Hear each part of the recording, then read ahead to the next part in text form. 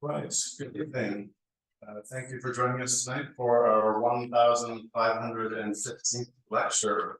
I'm Matt Van Valkenburg, the Secretary of the Royal Asiatic Society of Korea. And on behalf of the officers and the council, I welcome you to our lecture. By way of reminder, lecture content does not necessarily reflect the opinions or positions of Royal Asiatic Society of Korea. RAS Korea expresses sincere thanks to our generous sponsor, Asia Development Foundation, for their continuing support. And we also especially thank Ms. Ijanu, who is in the back there, for making the use of this space possible. So we are joined tonight by Nilesh Kumar. And Nilesh is a film curator from England who has worked in the arts for more than a decade. He has completed an MA in Korean Studies with focus on Korean cinema at Yonsei University. His portfolio features a diverse range of work, including running an underground cinema and gallery in Seoul, curating an exhibition commemorating the 100th anniversary of Korean cinema, research on post-1960s South Korean industrialization for the Korean Pavilion at the 16th Venice Architecture Biennale in 2018, and writing articles on South Korean architecture, design, and exhibitions for the Canadian Film Centre and Right Angle Studio. In 2023, he curated an exhibition at cinema galleries in Brussels, focusing on the 2003 film Old Boy. Tonight, he will examine the relationship between the concept of Hell Joseon and the emergence of zombies in South Korean cinema. After the lecture, there will be time for questions. Please welcome Nilesh Kumar. Okay, thank you, Matt, and thank you, everyone. If you can't hear me, let me know, and I'll use the mic. If not, I'll just avoid it. So welcome to the presentation. As you can see, the title is here, Hell Joseon, the Rise of Zombies in South Korean Cinema. So this presentation will take up to 1 hour, and then we'll have up to about 25 minutes for the Q&A session at the end. And just be patient. This computer is quite slow, so when we're loading YouTube videos, it will take a bit of time, but just be patient. And let me just share the contents with you. So we have 6 main parts that we'll be looking at. First is a brief introduction. Second, Hell Joseon and the concept of Hell Joseon with some examples. The third part is the birth of zombies in South Korean cinema. We'll look at some examples of films that have come out in South Korea related to zombies. Number 4 is a brief insight into how the zombie film started, where they started, and some examples from the USA, and some slight non-zombie ones from Germany. And number 5, we'll have a focus on 3 films, Train to Busan, Seoul Station, and mostly on Kingdom, which was on Netflix, is on Netflix. And finally, a conclusion. So these are our 6 parts today. So with the introduction, this has already been posted on the online thing, but in case you haven't read it, let me just read it to you to refresh your memory. So the zombie genre has its roots in 1930s and 1940s Hollywood, drawing inspiration from the folklore of neighbouring Haiti. The genre resurfaced in Hollywood from the late 1960s to the mid-1980s, marked by seminal works such as George A. Romero's Night of the Living Dead in 1968, Dawn of the Dead in 1978. So the rise and appeal of zombies during this period were attributed to America's post-capitalist disillusionment, characterized by the mundane routine of work and consumption. So with the rise of the zombie genre in South Korean cinema, Train to Busan by Yeon Sang-ho in 2016 sparked the trend, followed by several hits such as Rampant in 2018 and the Netflix drama Kingdom in 2019. So the question is, what cultural, socio-historical factors led to the sudden popularity of this genre in South Korea? And in 2015, the term Hell Joseon was coined, formally to depict contemporary South Korea as akin to hell. The term arose due to escalating socioeconomic issues, including rising youth unemployment, discontent among young men regarding mandatory military service, and widening wealth disparity in this fiercely competitive society. So economic equality has also been underscored in films such as Parasite in 2019 and Netflix Squid Game in 2021. And both have emphasized the theme of competition for survival. So in this presentation, we explore how the concept of Hell Joseon correlates with the emergence of zombies in South Korean cinema. Okay, so introduction, you've already received that. So let's move on to the next part about Hell Joseon.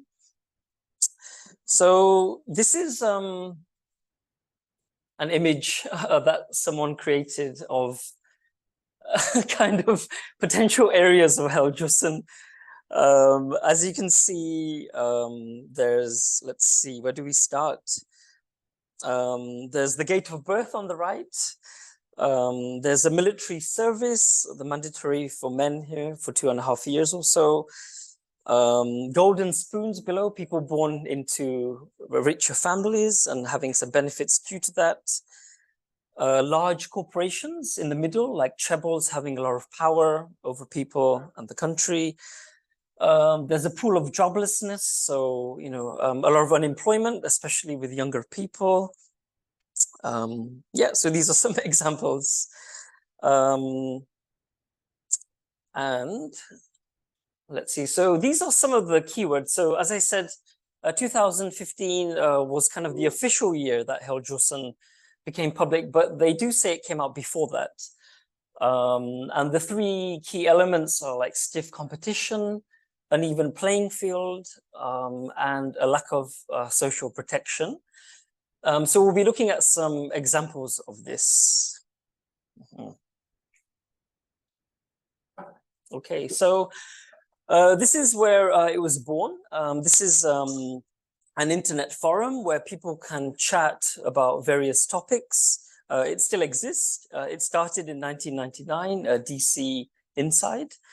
And this is the origin of the term Hell Joseon and people talking about it. Yeah, so since then, it's been a well-known expression, especially amongst younger people in Korea. Like I've already mentioned, it's inequality between the have and the have-nots, difficulties, including youth obtaining employment, rising youth unemployment, those from well-connected families being able to enjoy more privileges, and also the word gapjil, which we'll look at a bit more later as well. So as most of you are probably familiar, Joseon is the name, coming from the Joseon dynasty, which had the Yangban system, and it was a time of a feudal system where Confucian hierarchies were even stronger and determined who could succeed and who could not succeed. So, the term in Hell Joseon emphasizes a pre-modern time, with parts of it seemingly still in existence in contemporary South Korea, hence the choice Hell and Joseon. So coming to slightly more contemporary films. So in 2019, the box office film Parasite by Bong Joon-ho depicted the national and the universal rise of the gap between the rich and the poor. Then in 2021, Squid Game followed with the same theme, the gap between the rich and the poor. And South Korea has grown at an exceptionally fast pace from industrialization from the 1960s to the 1990s, and then liberalization since the 1990s, described as compressed modernity in that period. And the nation has jumped from poverty to an increasing gap between rich and poor within 50 years. And according to 2021 figures, amongst 37 OECD countries, South Korea ranks as the 28th least equal country. So the USA and the UK are slightly ahead of it. So we're going to look at some examples just after the idea of Hell Joseon came out. So this is maybe some of you have read this or remember it from around 2016 or 2019, this article. So at this time, it was revealed that a certain student was able to enter a high-ranking medical school due to her parents' job. And at the time, there was anger that effort alone was not sufficient to prosper in life. So this is an article from the Korea Times. So I'm just going to read an excerpt to give you an example of this. So frustration is overflowing in online communities over dubious preferential treatment enjoyed by the daughter of Justice Minister nominee Jo-guk, amid growing speculation that it helped in her academic career, including college admission.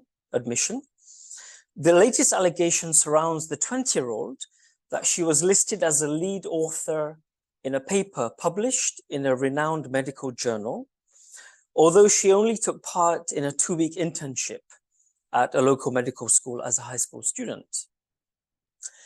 So many critics believe that the academic paper may have helped her to get enrolled in Korea University, one of Korea's most prestigious schools. So while she attended university, she received scholarships for 6 straight semesters, although she flunked twice.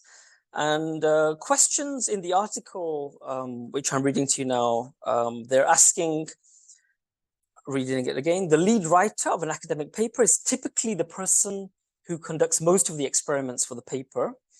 The paper in question was based on experiments using samples collected between 2002 and 2004. At the time, Jo's daughter was only 13 years old. So, you know, they're asking, like, how can a 13-year-old be published in a lead medical paper? And, you know, what kind of connections did Jo-guk have to get his daughter into a good university? So, yeah, this is an example of, you know, some criticism against those in power at the time.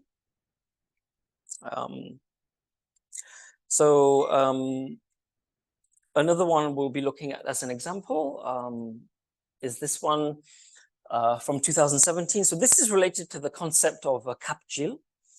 So kapjil is a Korean term referring to those in lower positions, such as younger people, women, employees in lower positions, and these people having to show respect and leniency in power to those in higher positions.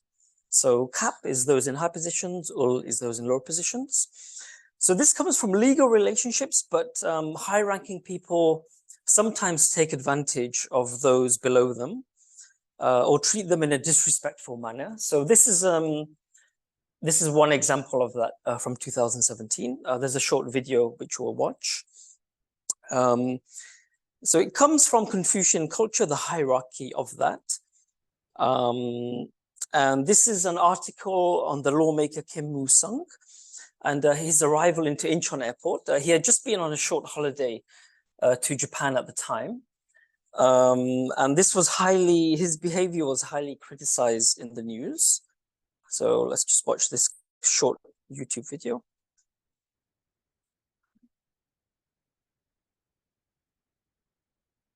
And apologies for the advertisements and the slow speed in advance. Yes. Okay, let's try this.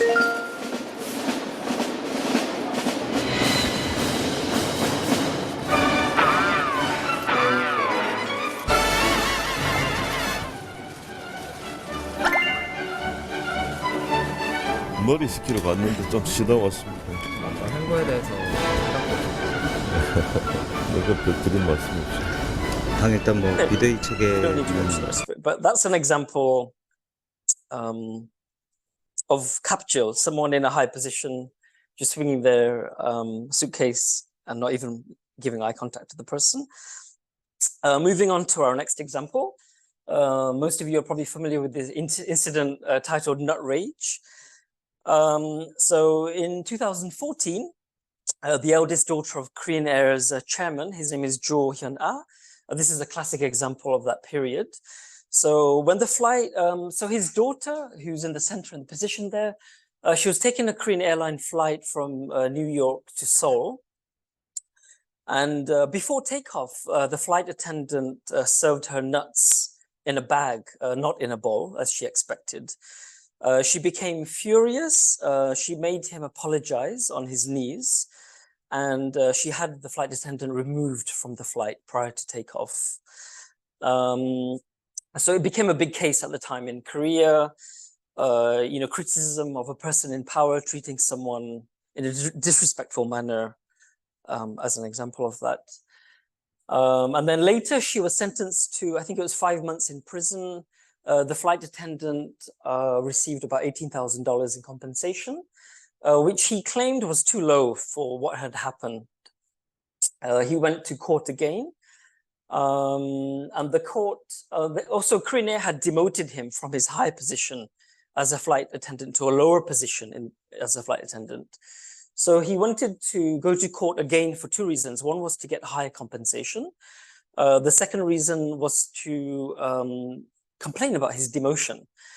I'm not 100% sure if he got higher compensation or not, but regarding the demotion, the court agreed with the woman in question that they had a right to demote him because he'd made it public.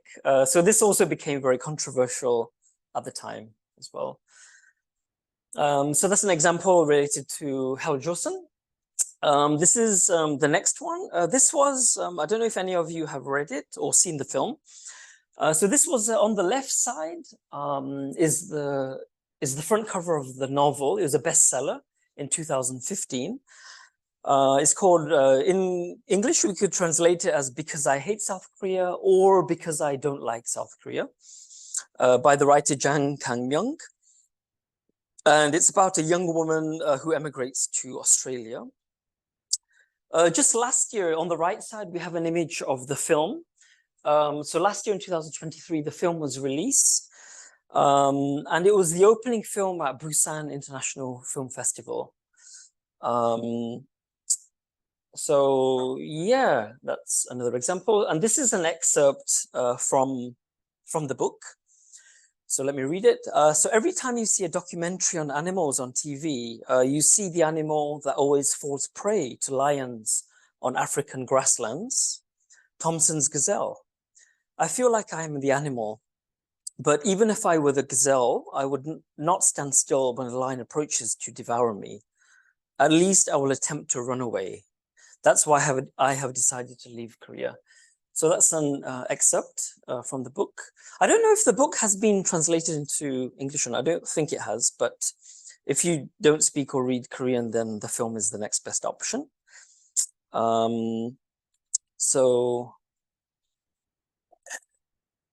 So on the topic of, on this topic, there's a Seoul National University scholar called Lee Min-young. She wrote a paper about Joseon within the last few years. And she interviewed, for her paper, she interviewed people, South Korean people that had kind of escaped from South Korea and settled in India.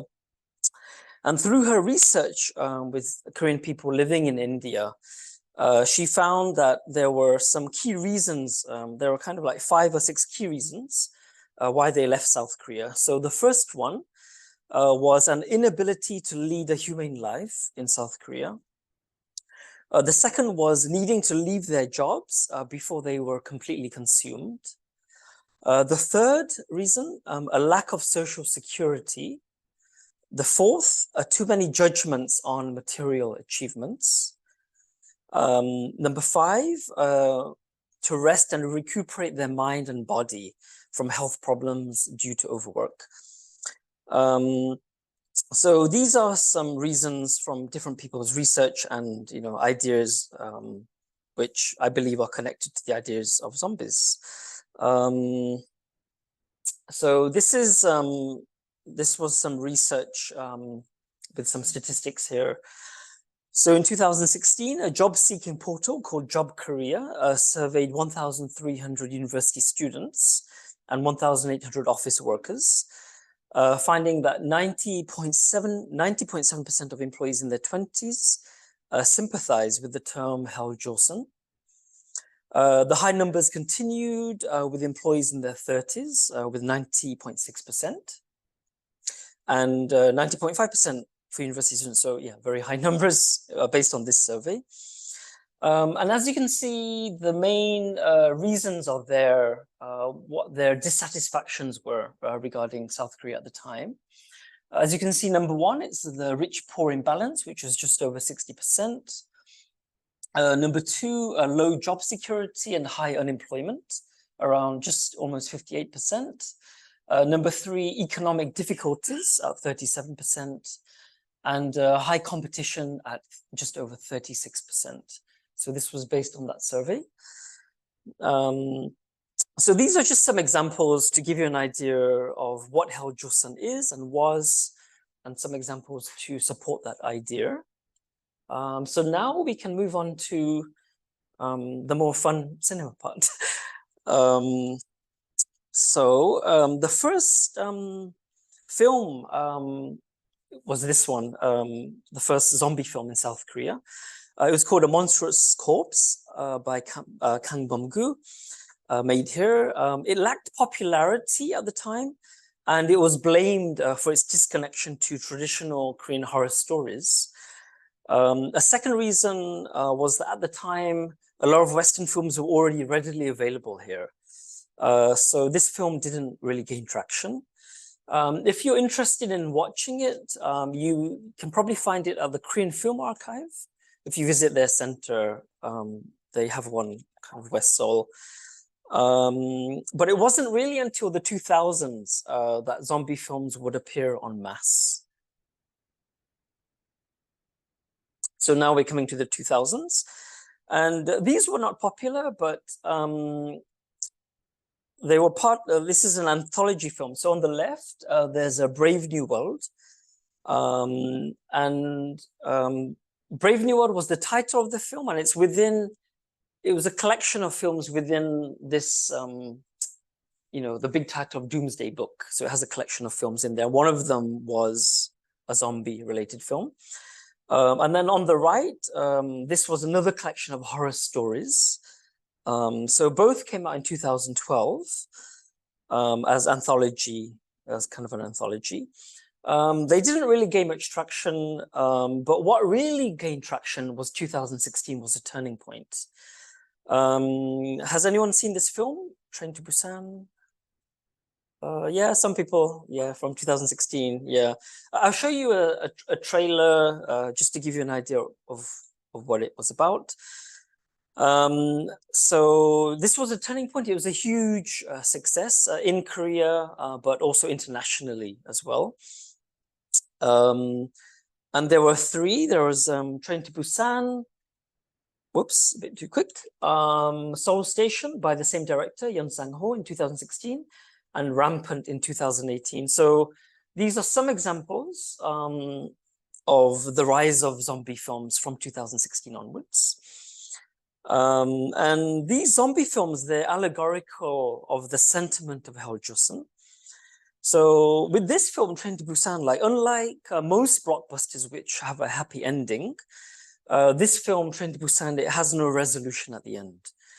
At the end, without, as a spoiler alert, South Korea is still contaminated, anxiety is still constant, and the government is still somewhat incompetent to protect its citizens in this film. And also the soldiers can't help as they become zombies themselves. So let me show you the trailer.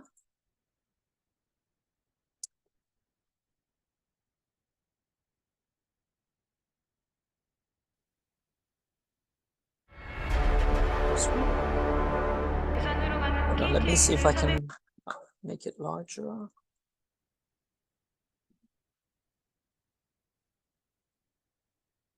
Oh, thank you.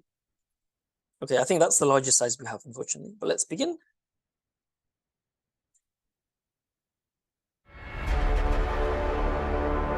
부산으로 가는 KTX 406 열차가 곧 출발합니다. 저기요, 이상한 사람이 하나 타고 있는 것 같은데. 팀장님, 여기 11호차 응급 환자 발생했습니다.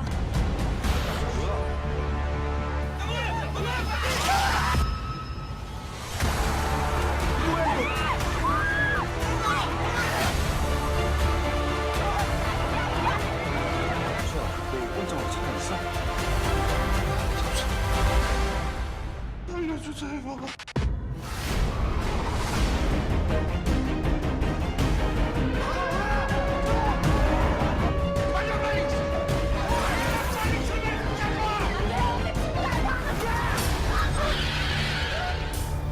아직까지 남의 안은 열려 있다니까. 우리 그냥 이것들 달고 부산으로 갑시다 바로. 진짜 몇 톡한?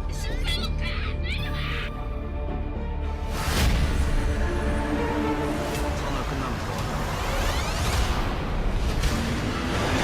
당신들 말이야. 지금 무슨 일이 벌어지고 있는지 몰라?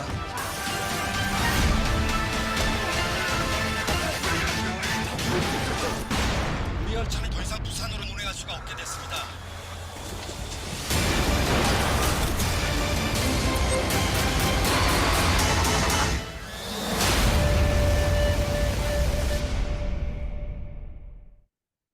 It looks fun, right?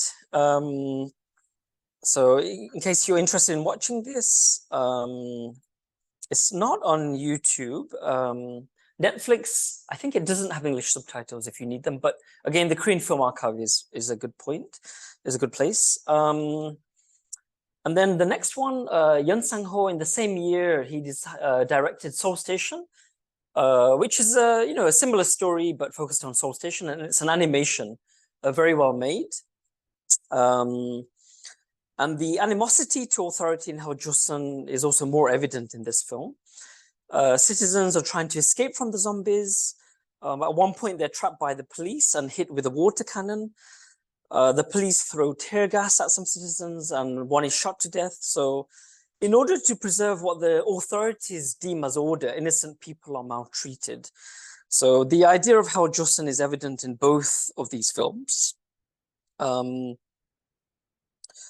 But let me show you the trailer. Second.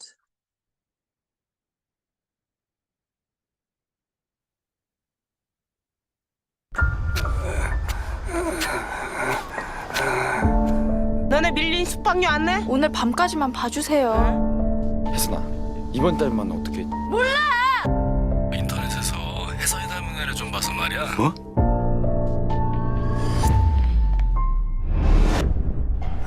어디 가셨대?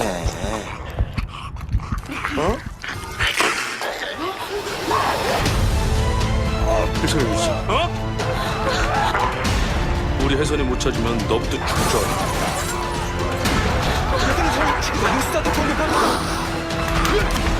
아저씨, 전 노숙자 아니에요. 너 가만 있어. 한 발만 움직여봐 쏴버릴 거야.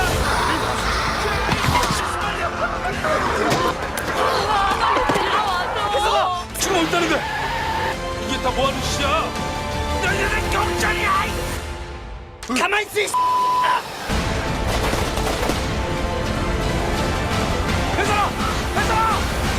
집에 가고 싶어요.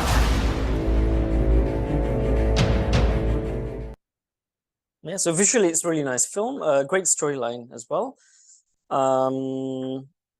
Yeah, and one second. So in this, in Seoul 대한민국의 Station, 전우들이 전 세계의 군사력을 장악하라. still 춘천 워선도의 첫 번째 한국 맵 그리고 1950년 춘천 한국의 첫 번째 승전.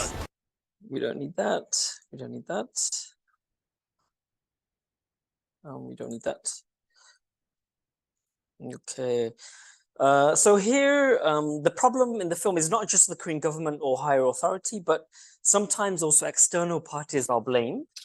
So in this animation, there's also a scene where the police blame that the communists have created these zombies and are attacking South Korea as well. So I recommend watching this film. It's good. And now let's look at the third one, Rampant.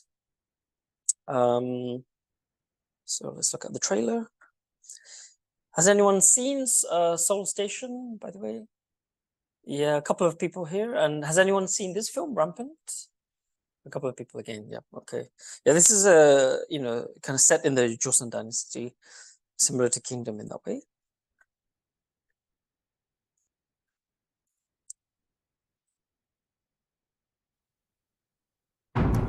제 눈으로 똑똑히 확인했습니다. 물렸느냐?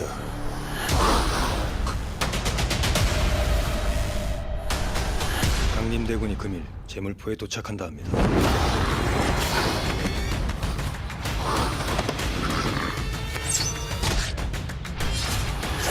놈들이 피냄새를 맡았습니다. 서두르십시오.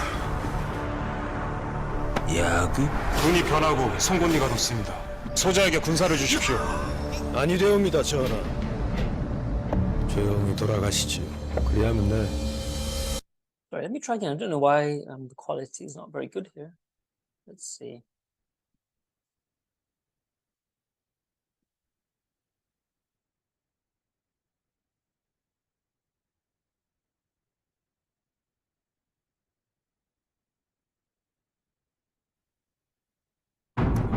제 눈으로 똑똑히 확인했습니다. 물렸느냐?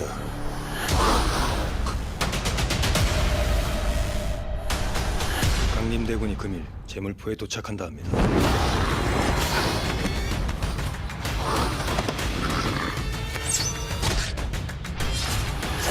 놈들이 피냄새를 맡았습니다. 서두르십시오. 야구? 군이 변하고 송곳니가 돋습니다. 소자에게 군사를 주십시오. 아니되옵니다, 전하. 조용히 돌아가시지요. 그리하면 네. 살려는 드릴 터이니. 이번에도 당신네들 뜻대로 될 거란 착각은 마시오. 야기를 막지 못하면 끝장이다. 나를 따를 것인가? 땅에 묻힐 것인가?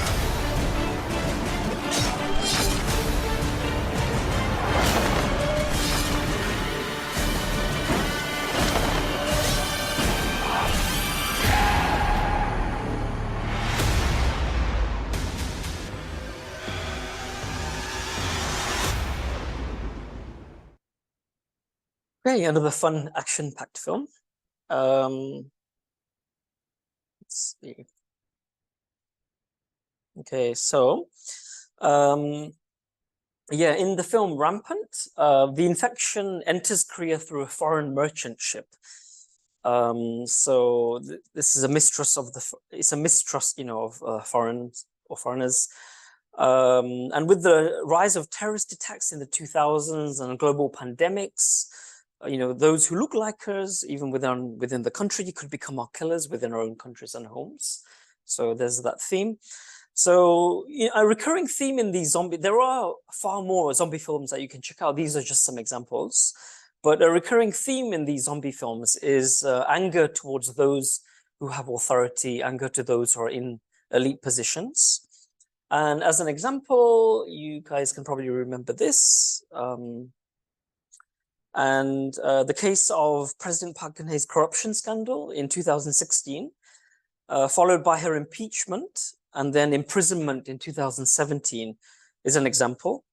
And what is interesting is, whether you were here or not at the time, maybe you had seen in the news of, thousands of people turning up in front of City Hall in Gwanghwamun, with the candlelight demonstration period, every weekend for months and months, even through the cold winter periods.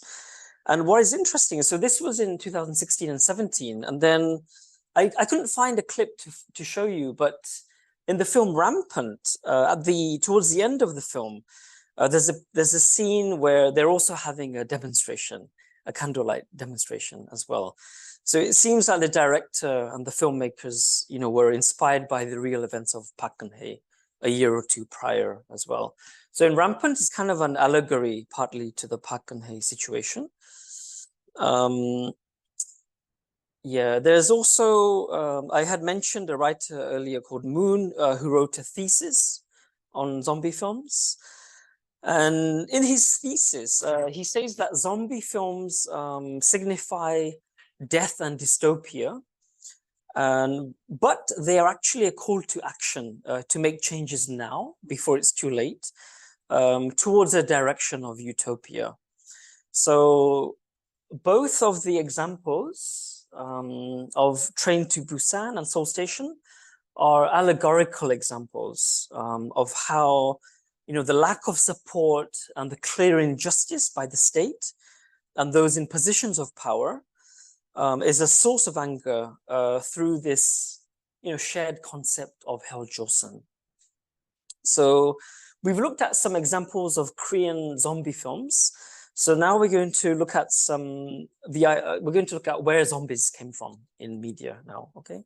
And a couple of horror examples as well. So let's see. So the zombie lineage, part 4. We have 6 parts in the presentation, so we're coming towards the end. This is number 4.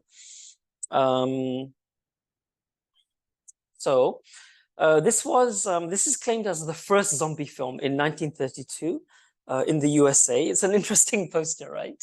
With the zombie eyes, I can't read. I don't know if can I move it across? Yeah, okay. With these zombie eyes, he rendered her powerless. With this zombie grip, he made her perform his every desire. Okay. So the zombie film genre harks back to 1932 in the USA, with the first zombie film being White Zombie by Victor Halperin. It was released quite soon after Dracula and Frankenstein, and brings in the concept of the undead from the French Antilles in the Caribbean and Haiti. So when various Africans were taken as slaves to the West Indies, which was run by the French and the English, the French forced the slaves to convert to Catholicism. However, various traditions were mixed in from their original African countries, and a new synthesis was created, with different religions and beliefs.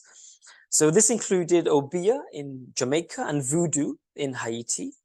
So the term zombie was a general name for a spirit that can take on a multitude of forms at night. But as time went by, a new belief arose in which a witch doctor could capture an individual's soul, bring back that dead person to life, and use them as their personal slave. So therefore, the zombie can be associated to being a slave. Are we not working? Oh, I need to click. Yeah, thank you for the reminder. Okay, here we are. So basically, the zombie, is akin to a slave, a continuous labor. Yeah, they have no name, there's no individuality, and they are void of choice. So that's kind of a brief summary of what a zombie is. And the death rate of slaves by the French was so high that the slaves started a war against their colonizers, and Haiti became the first independent Black republic in 1804. After that, the Europeans looked down on Haiti, and after the USA occupied Haiti in 1915, they tried to destroy the voodoo religion and modernize the culture, but it was the opposite effect, actually. Voodoo just gained more strength. So this is a book that came out in 1927. So he was apparently quite famous, the writer, William Seabrook at the time, an American. So William Seabrook, he was an American explorer, an occultist, and a journalist, a writer. He went to Haiti in 1927 and wrote this book on the left called Magic Island. So at the time, and in the book, he describes seeing real zombies working on the fields at night. And he says, with the eyes, yes, the eyes of a dead man, not blind, but staring, unfocused, unseeing. So a chapter from this book was taken and adapted into the film White Zombie that you saw earlier. And it was released just 2 years before the end of the US occupation. And then in the US, it became part of a popular cultural import of 1920s and 1930s USA. And comic books were the main medium, actually, for this genre of zombies at the time in the USA. So, whether you believe in zombies or not, the core of the idea is social death. So zombies are empty, they are outcast, they may be suffering from mental illness, and for zombies, life is an ongoing death. So they are symbolic of the loss of the self. Okay, so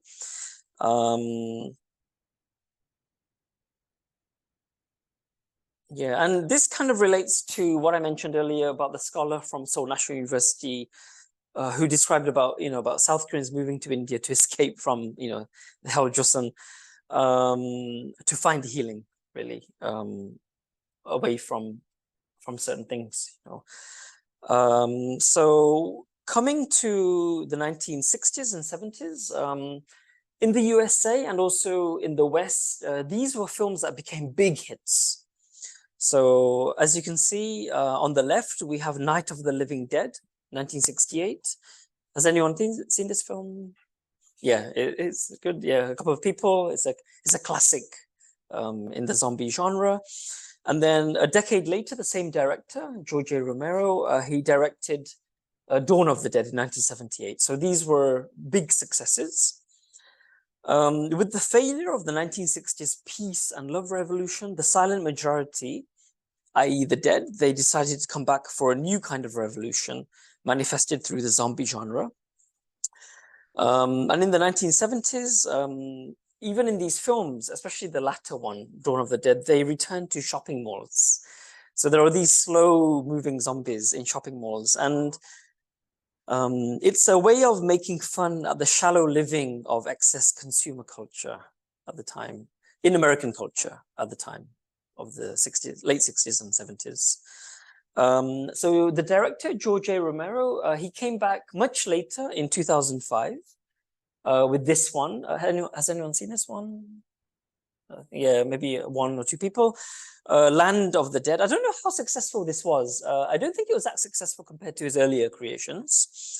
But in an interview, George Romero said that in post 9/11, in 2005, he released this. And from his perspective, it's a social critique on a country, on the USA, where leaders take advantage of post 9/11 fear in order to gain more power and money. So that's the director's intention on this film. Yep. So that's a little bit of examples of zombies from the USA and how those zombie films related to American culture at the time, kind of live becoming art, etc. So if we go back further, also back into kind of the 1950s and 60s. So moving away from the zombie genre, during the atomic age and the Cold War communist tensions of the 1950s and 60s, there's a fun poster on the left, Attack of the Crab Monsters, a woman being caught by a crab monster. So films like Attack of the Crab Monsters in 1957, The Thing from Another World by Howard Hawks in the middle, and then Godzilla from 1954. They were also, they're depicted as fears manifested on the screen of what the world could look like after an atomic bomb. And then finally, as examples, coming to German expressionist cinema, these are classics from, especially the left one, The Cabinet of Dr. Caligari, a classic German expressionist film. So these are all three classics from the period. All of them reflect power during World War I. And some people interpret these films, especially the latter two, as the director, Fritz Lang, foreseeing the rise of dictatorship through the rise of Nazis after World War I and just before World War II. So they have kind of similar stories. The film on the far left, Cabinet of Dr. Caligari, is basically about a crazy hypnotist who brainwashes a man and has the brainwashed man commit murders. So the Cabinet of Dr. Caligari, it's about irrational authority, it's about tyrants and the public's unwillingness to rebel against this kind of authority. The two films in the middle by Fritz Lang, I'm a big fan of both. It's also about a powerful hypnotist called Dr. Mabuse. You can see him on the right. And Dr. Mabuse, he's a hypnotist. He can possess people.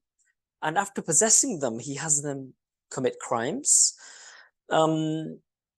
But the difference with Caligari and Dr. Mabuse is that Dr. Mabuse also makes use of technology of the time, including the TV, to influence people through the TV to commit deeds like crime.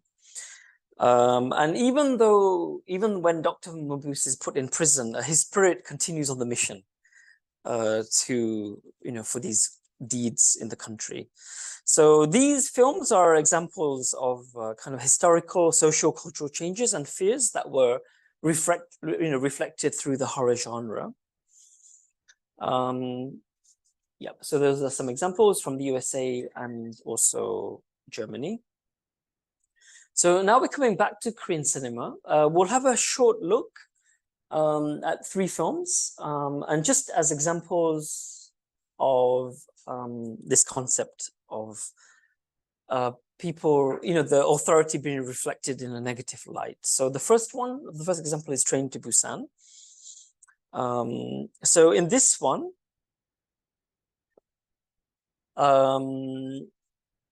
the military is depicted in a negative light, and even though the military, they're supposed to help citizens, but in this film, the military, they turn into zombies and they turn against the citizens instead. So basically saying that the authority also cannot be trusted. So let me show you an example, a short clip.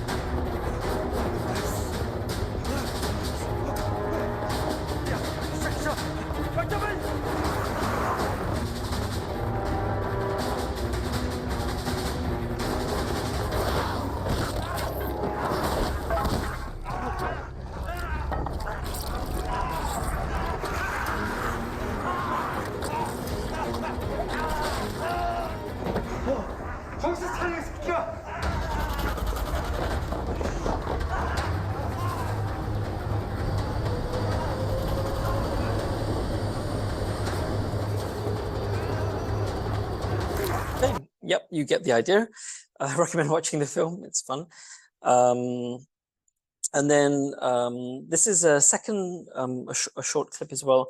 So in this film, in Train to Busan, a recurring theme in the zombie films, including Train to Busan, is it's not the authorities who fight against the zombies, but it's actually normal people who become the heroes instead of the authorities. And this theme, this next short video clip that we're going to watch is on the train. And normal people are trying to protect themselves and also each other to try to live. And there's one older business owner, a man, who's depicted in a negative light as being selfish, just basically trying to save himself. Gong Yoo, the main actor, initially he's not represented in a positive way. Gong Yoo in the film, he's a fund manager. And his young daughter points out that he only thinks about himself and his own needs, not other people. Whereas the young daughter, she's depicted in the film as being quite selfless, and she's representing an ideal Korean future by her young age in comparison to her older father. So this clip, we can see an example of just kind of normal, regular people, especially Ma Dong-seok, the actor, being the heroes. 우리 딸 이름 샤먼이야. 알았지?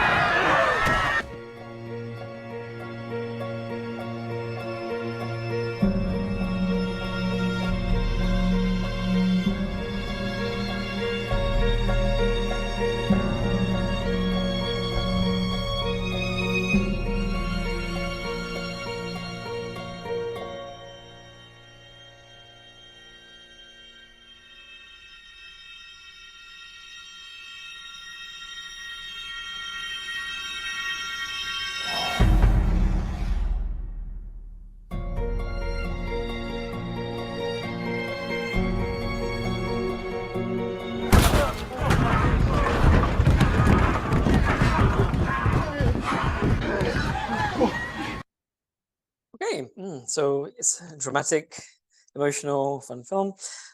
So yeah, that's an example of like normal people, fighting to stay alive. 아이고 주제역이 아니고요. Oh, sorry. 아이고 What? 정확히 원인 규명도 안 됐고요. At the other end? 로켓 때 자기 혼자서라도. Left bottom. Here. 수아라 저기. Thank you. And here we are. Okay. So yeah, and then coming to the next one, we're almost done. We just have about 5 more minutes before we move on to the Q&A. So this is an example from Seoul Station, also made in 2016. So again, in this film by the same director, he depicts the military also in a negative light. Instead of fighting off the zombies, they attack regular citizens. So let's watch a trailer of this.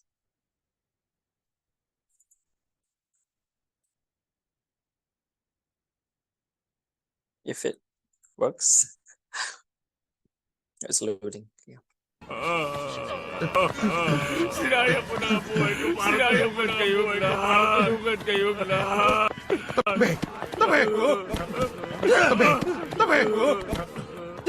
I think it's a double. Pareho lang tayong dalawa. Nagsakripisyo ko para sa bayad ko. Nagsakripisyo ko para sa bayad ko. Pero paano ako nagkaganito? Paano ako malaman? Gusto niyo malaman? To make sense. Dahil ang totoo, walang pakialam ang bansa to sa tulad natin mahihirap. Nagtrabaho tayo hanggang hindi na tayo. Full screen. Sinayang ko na ang buhay ko para tulungan kayong lahat. Tabi! Tabi! Pareho lang tayong dalawa. Nagsakripisyo ko para sa bayad ko. Pero paano ako nagkaganito? Gusto niyo malaman?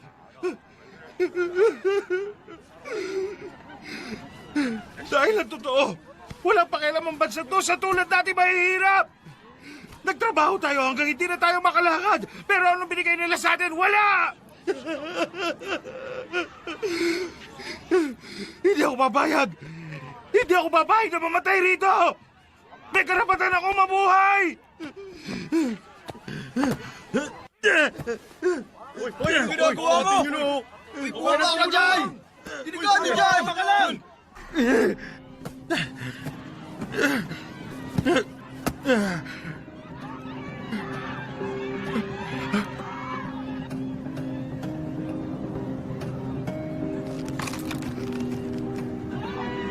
Oh, this is Tagalog.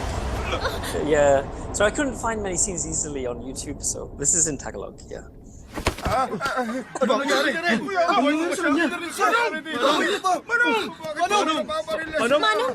Ano ba kaya siya? Manong! Kawawa naman si Manong! Mamatay na tayo. Sabi na kasi na umakyat. A little bit. But basically, the citizens are being attacked by the military themselves on one side, and then on the other side, the zombies are coming to attack them. So they're caught.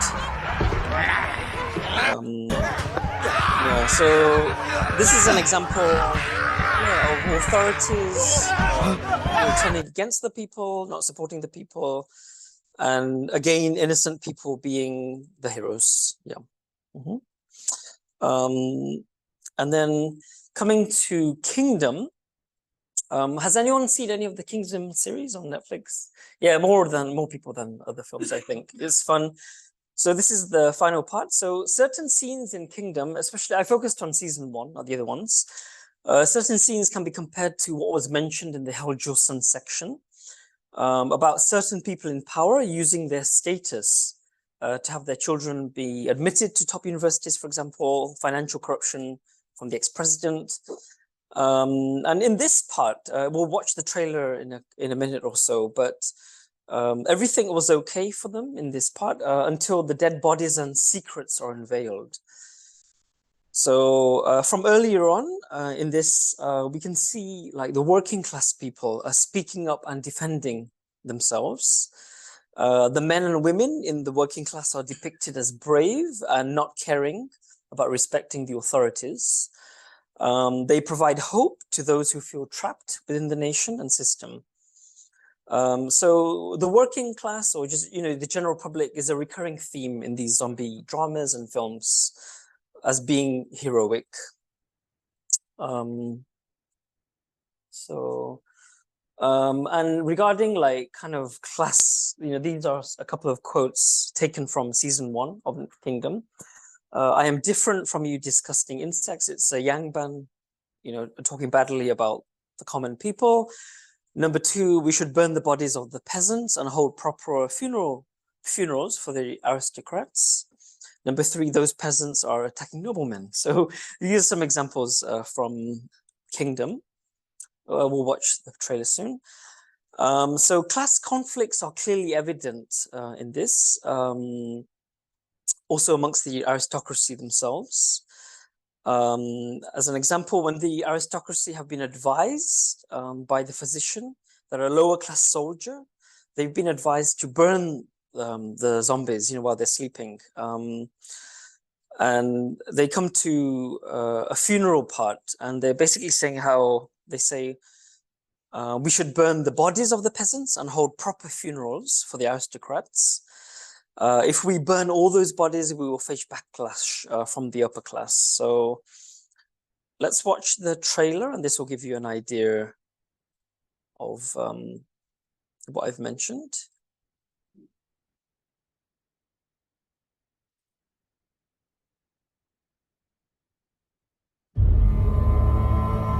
이 연못 안에 시신이 몇 구가 있을 것 같으냐? 이 안에 시신이 몇 구가 있건 몇 식구가 있건 그 누구도 내게 아무 말도 못하게 만드는 것, 그것이 권력이다.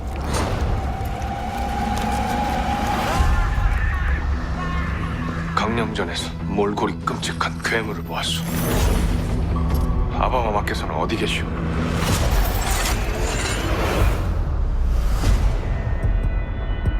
아바마마께 무슨 일이 생겼는지 알아내야만 한다. 여기 있는 사람들에게 아무래도 무슨 큰 일이 벌어진 것 같습니다. 죽은 사람들이 괴물이 돼서 살아났습니다. 이제 곧 깨어납니다.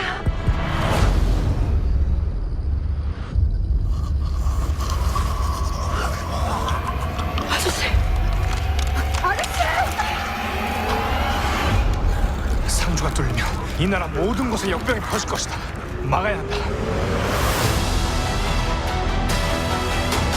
세자는요? 그 일을 방해하는 자들 모두 죽일 것이다.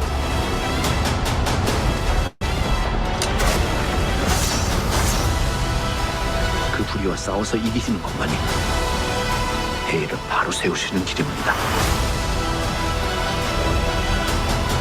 조합주의 반응이 크게 달했습니다. 도와주십시오.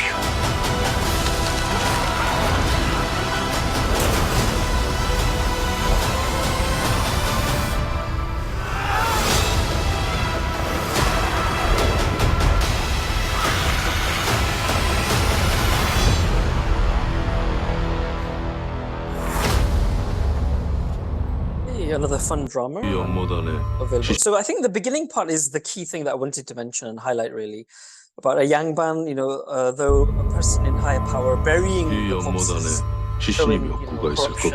As long as we don't see it, it doesn't 이 안에 시신이 몇 구가 있건 몇 식구가 있건. So let's see.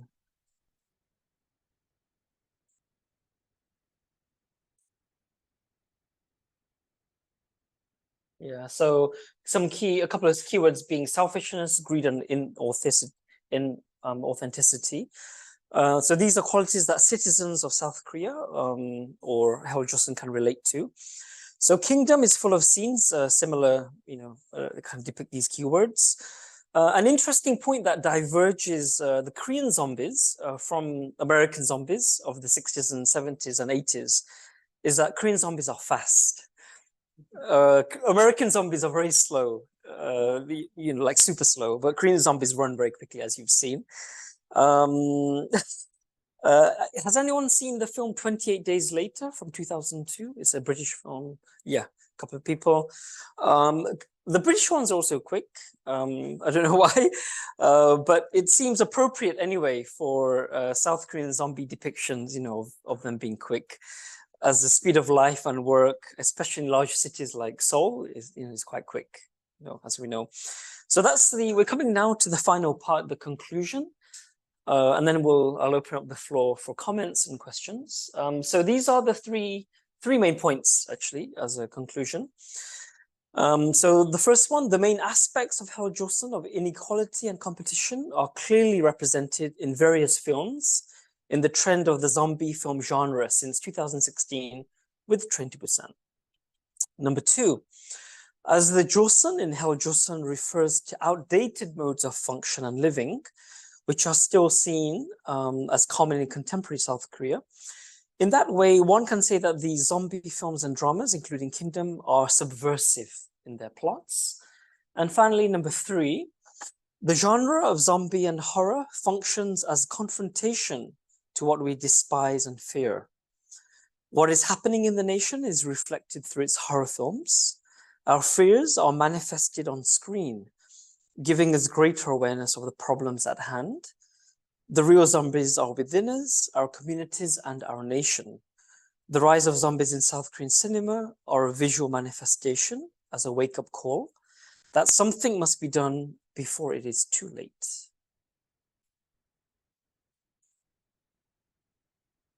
So that's the end of the presentation, bibliography, filmography. And thank you for coming and listening attentively. Hopefully you gained something from it. Thank you. Yes. Thank you. Yeah, comments, questions. Yes, open. We have a, yeah. I guess I've got a question. Two unrelated things. First of all, it's very clear when you lay it out that, you know, these movies are drawing from these contemporary feelings and real events.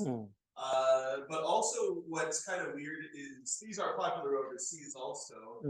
And I think that people in other countries are probably digesting them in different ways than people in Korea are, like looking at it being like, wow, I can't wait till I go to Busan and go to Korea and take a train to Busan.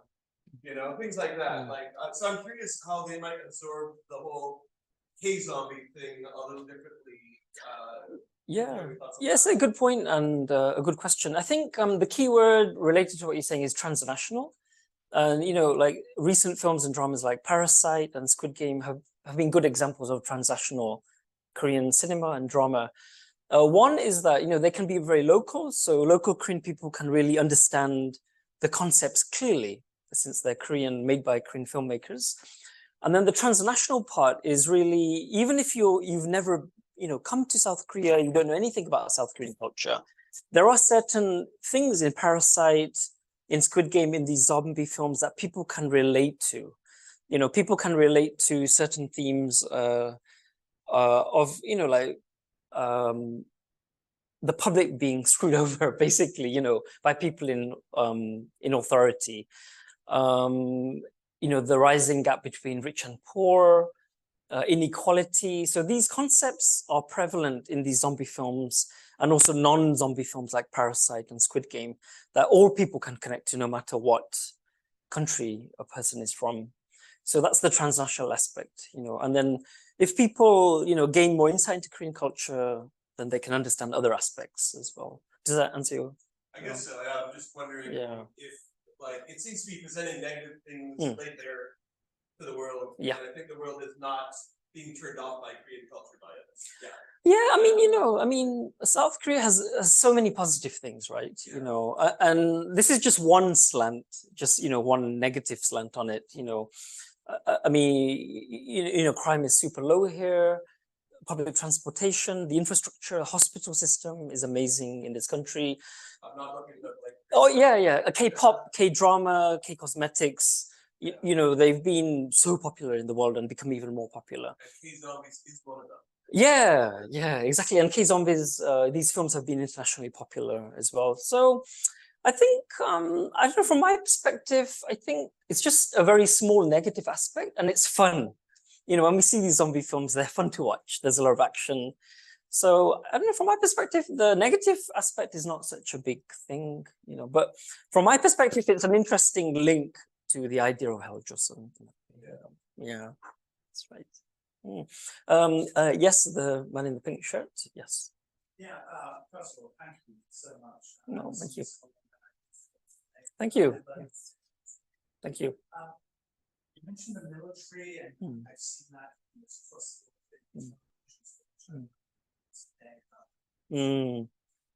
But it seems to me there's a paradox because you mentioned this military being internal people, protecting people, but the paradox is this: the military in South Korea is not careers; it's mainly made of conscripts. You can be a K-pop star, you can be a jazz star. What is more representative than the military in South Korea? So I don't know, what are your thoughts on that? It's just something that I think it's a really good point. And I think my initial thought is, you're right, you know, the military is made up of conscripts, you know, no matter what background you're from, even if you're from a rich background or from BTS, you know, you have to go if you're an able-bodied man, right? So I think the idea is, so a couple of words I had mentioned earlier about the loss of the individual, the loss of identity. So once we are part of a big military force, we act as one mind, as one body. And as that one mind, as that one body, you know, we follow that idea, and that can be as a whole entity of thousands of soldiers. It can protect people or it can turn against people. And you know, the director in Train to Busan and Seoul Station depicted the military in a negative light twice in both films, but in other things like Kingdom or in Rampant. You know, it's not the military, but it's people, it's the Yangban, you know, it's people in government positions that are corrupt. So a recurring theme is corruption from those who have power, really, whether it's a businessman who owns a business or the government or the military in that way, you know. So I think to answer your question, the key thing is the military becoming one body, one mind in that way. Yeah, conformity. Yeah, that's a keyword. Yeah, very good point. You're welcome. Thank you. Yeah.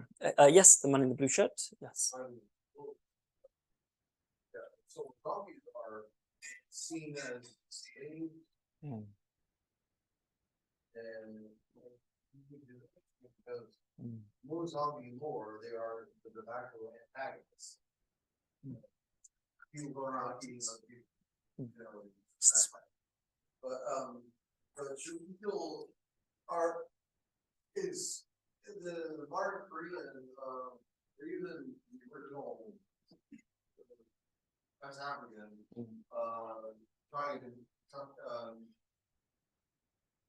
John was trying to make a case that we should feel sympathy for the zombies because they are us. We are the zombies. Obviously, but just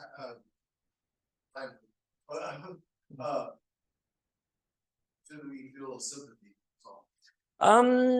It's a good question. It's part of it's also kind of part of this zombie genre. Has anyone seen the film Alive?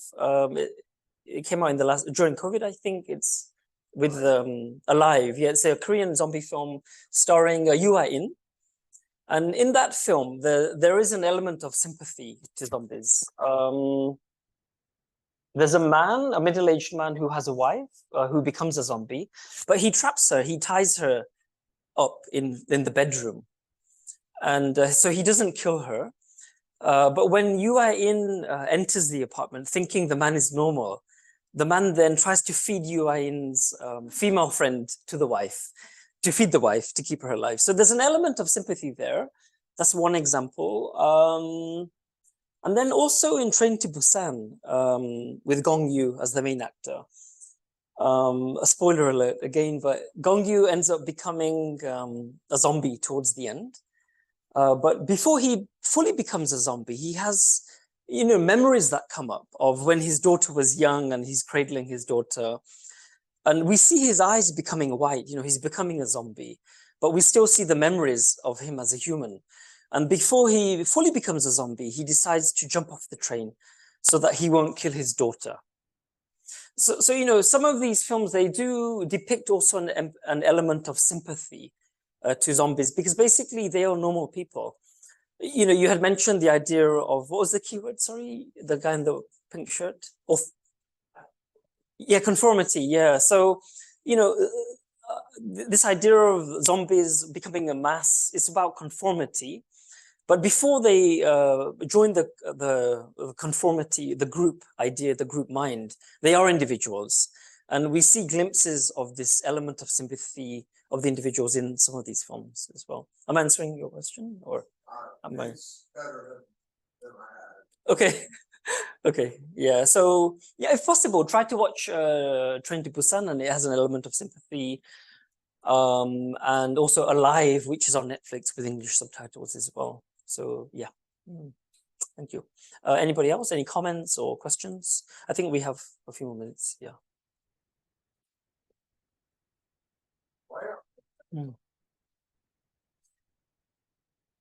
Why are South Koreans escaping? What? Sorry. This was yeah. Yeah, I mean, it's not the majority, it is a minority. And I read the paper by the scholar. I think her name is Lee Min-young, and she wrote a thesis on the idea of Hell Joseon and focusing on South Koreans moving to India, who are still the minority. And the main conclusions she came to was, I think there are two main conclusions of why India. One is, of course, the living cost is much, much cheaper than being in South Korea, right? For food and rent, etc. The second is, you know, there is the stereotype of India being a very spiritual country. People go there to learn things like yoga. People go there to learn things like meditation. There are many ashrams. So it's a... Yeah, right. You know, so people can go to ashrams and learning centers to try to heal their bodies, try to heal their minds at a low cost, and also stay in a country like India for a longer period with less money than what you would be spending in South Korea or Europe or a Western country, you know. So I think these are two main reasons. One is cost of living. Second is the reputation of spirituality and healing that India has as well, you know. So these were a couple of main conclusions in her paper, actually. Yeah, right. Yes. Yeah.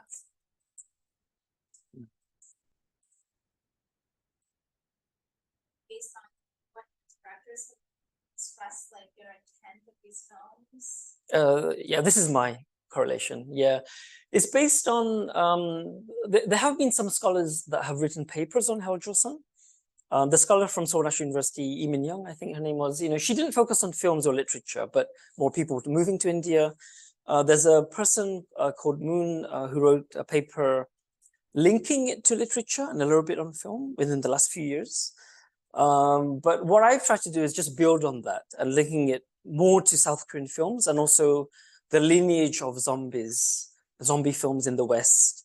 How are horror films depict, you know, showing real life, basically. So I've tried to build on ideas that have been there already. So this is my correlation. Yeah.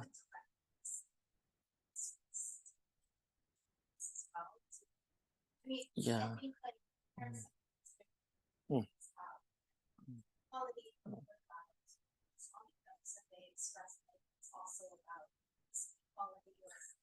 I personally haven't found any footage of Korean directors talking about their intention behind these stories. There could be, if we search more. With the American examples I gave, you know, George A. Romero gave very clear, he was very clear. And there's a documentary on American horror films with various directors who give their, you know, insights of why they believe horror films have linked to social activities, you know, from the 30s to now as well. Yeah.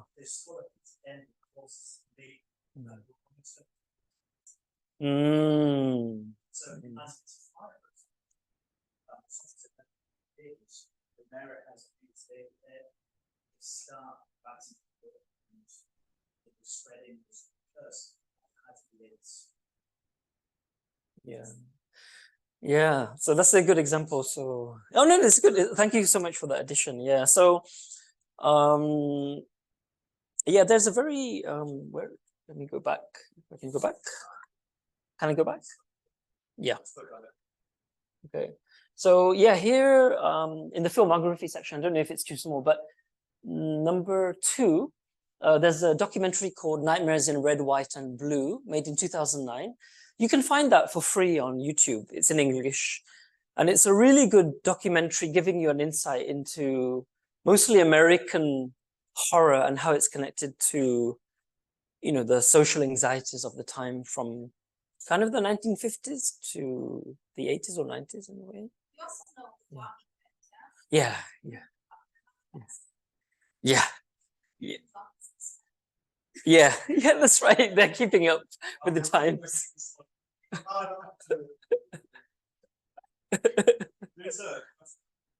Oh yeah. Oh, I missed them. Oh yeah, thank you for the reminder. I'm not used to this. I think oh, below, yeah, this one? Yeah. So the question is, can we compare the Kangxi living dead? I think from China, okay, with the zombies from the Western world. Ah, Kangxi are the jumping, right. The jumping, hopping living dead that I could see in Korean Chinese movies in the 1980s. Yeah. Sorry?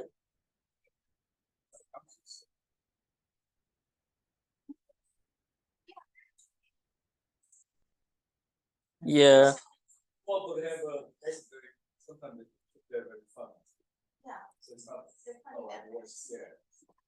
Well, Sonja, maybe that answers your question. I don't have much experience with seeing Kangxi. I know in Hong Kong cinema, they were really popular, I think in the 80s especially. I have read a little bit about the Hong Kong cinema and Kangxi in there. Hong Kong, yeah, that's right. And the writer that talked about Kangxi in Hong Kong, their interpretation of Kangxi in Hong Kong was in the 1980s, Hong Kong was developing so quickly economically, and consumerism was rising so quickly. So like the American depiction, they were saying, you know, this writer's interpretation was connecting Kangxi, the zombie vampire aspect, to consumerism. So you may want to look into that. You know, that's not, I can't really give more information, but there are interesting papers out there about that. Yeah, that's right. Is there a new, oh, there is, yeah, thank you. So sorry, the audience cannot be heard. Oh, okay. Okay, well, okay, well, you should have come offline, you know. No, only joking. Well, basically, there were 1 or 2 members of the audience who said that Kangxi were not actually zombies. They were vampires who are funny because they jump and hop around. Was there anything else that you said about what you had said earlier? Like in the West, Yeah. Vampire is suspicious vampire. Mm. Here in Korea or China, they are more like human. Yeah. Okay, so that's an interesting comment from the gentleman. So he said basically in the West, zombies and vampires are very linear. There's one direction and they're depicted as evil. But in Korea and maybe here in East Asia, they're a bit more layered. They're obviously evil, but they also have more positive qualities and human qualities as well. Like Korean, like the Gishin. Gishin, yeah. Yeah, it's like us.